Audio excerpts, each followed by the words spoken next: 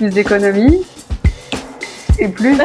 On a plusieurs objectifs et vraiment son rôle est super important au sein du concours. C'est une très bonne équipe, c'est vraiment bien. Bonjour Christelle, est-ce que tu peux te présenter et présenter ton rôle au sein de La Poste Immobilier? Bonjour, donc je m'appelle Christelle Brandy, je travaille à la direction technique au développement durable au sein de La Poste Immobilier. Donc je travaille au siège et mon rôle c'est d'optimiser les consommations énergétiques du parc de La Poste. C'est un parc qui est très hétérogène, qui fait 6 millions de mètres carrés. Et donc, il y a un sacré travail. On a plusieurs objectifs. Le premier, c'est sur l'énergie. On est à moins 20% d'économie d'énergie d'ici à 2030 par rapport à 2017. On a moins 35% de CO2. Mais on a également les objectifs réglementaires, comme le décret tertiaire, le décret BAX, et des objectifs SBTi sur le carbone. On participe au concours Cube, donc pour faire les économies d'énergie, depuis 2014.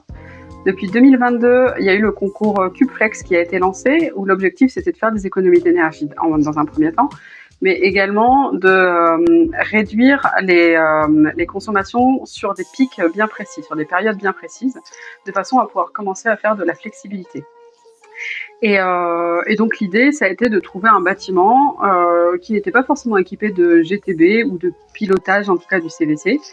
Et donc le site de Châteaubriand a été sélectionné pour pouvoir mettre en place une solution qui était simple, rapide, efficace, qui pouvait être fonctionnelle et surtout derrière sur laquelle on avait un energy manager, puisque notre idée c'était de pouvoir intervenir quand les journées rouges allaient passer, lorsqu'il fallait faire des économies, avoir une personne derrière l'ordinateur pour pouvoir faire les modifications à l'instant T. Et justement, tu parles d'Energy Manager. Comment les équipes Watchdog ont accompagné La Poste dans ce cadre-là? Ils ont toujours été présents et ça c'est super. D'abord Victor pour commencer, où il nous a aidé à sélectionner le site. On en avait plusieurs sur la liste et donc l'idée ça a été de trouver celui qui était le plus pertinent. Et puis il y a eu la mise en place qui a été faite, qui a été efficace.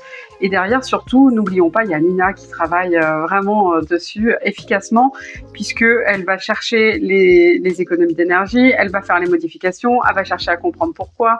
Et vraiment, son rôle est super important au sein du concours et même au sein de la vie du bâtiment pour faire nos économies derrière.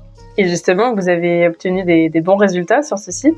Oui, tout à fait. À commencer d'abord, on avait le compteur général, donc on connaissait la consommation du bâtiment, mais on n'avait pas dans le détail, entre le CVC, entre l'éclairage, entre la ventilation. Et donc là, on a aujourd'hui des sous-compteurs, on a un plan de sous-comptage qui est propre, qui est carré. Donc ça veut dire qu'on sait qui consomme quoi. Et ensuite, on a fait des économies de l'ordre de 29% d'économies sur le CVC sur la première année. Tout ça grâce à ce travail efficace, donc c'est vraiment bien. Quel est le point de différenciation de la solution Watchdog selon toi? C'est une solution facilement mise en œuvre.